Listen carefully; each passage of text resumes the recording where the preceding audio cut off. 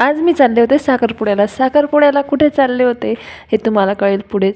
व्यान बघा रेडी झाला होता. इथे व्यानाचं चालू होतं की मम्मा माझा व्हिडिओ काढ, मी बघ कसा रेडी झालो आहे. आणि मी इथे वैतागून गेले होते कारण की गाडीची वाट पाहत पाहत खूप उशीर झाला. तर मुली पण त्याला खूपच चिडवत होत्या. आणि इथे आली होती आमची नवरीबाई. तर साखरपुडा आहे माझ्या पुतणीचा, त्याच्यामुळे आम्ही आलो होतो साखरपुड्याला. आता इथे नवरी बघा आली आपली तयार होऊन. मी सगळेजण खाली बसून बघतच होतो. तेवढ्यात नवरदेवाची एंट्री झाली. नवरदेवाचं अक्षवान चालू होतं आणि इथे नवरीची मम्मा सगळ्यांशी बोलत होती, कोण आलं आहे कोण नाही, सगळ्यांना बोलावं लागतं असं.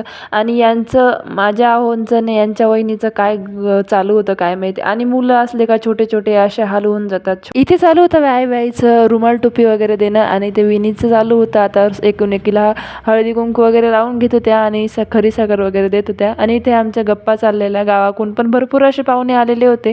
तर आम्ही भरपूर जण गप्पा मारत बसलो होतो. आणि मुलांचं माहिती आहे बाहेर कुठं गेलं की सारखं त्यांना मोबाईल पाहिजे असतो, शांत बसत नाही. आणि इथे वियांच्या सार्थक दादाने वियांना आणून दिले होते कुरकुरे, त्याच्यामुळे वियांची चालू होती कुरकुरे खाणं. आणि इथे आपली नवरी परत चेंज करून आली होती, त्याच्यामुळे नवरीचं इथे अक्षर वगैरे चालू होतं. ही आता नवरीला गिफ्ट देते. ती नवरीची सख्खी जावे आणि त्यांचंही लग्न आत्ताच झालं.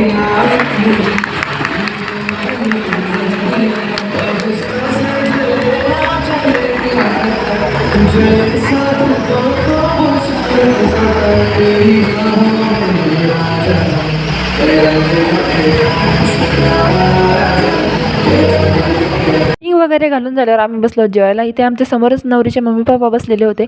आणि नंतर आम्ही लगेच घरी आलो कारण की आपल्या गावाकडून पाहुणे आलेले होते ना. आपण घरी बोलवलं होतं चहा घ्यायला, त्याच्यामुळे ते आले होते. ते सगळे गेल्यावर यांचे काही फोन सुचू देत नव्हते.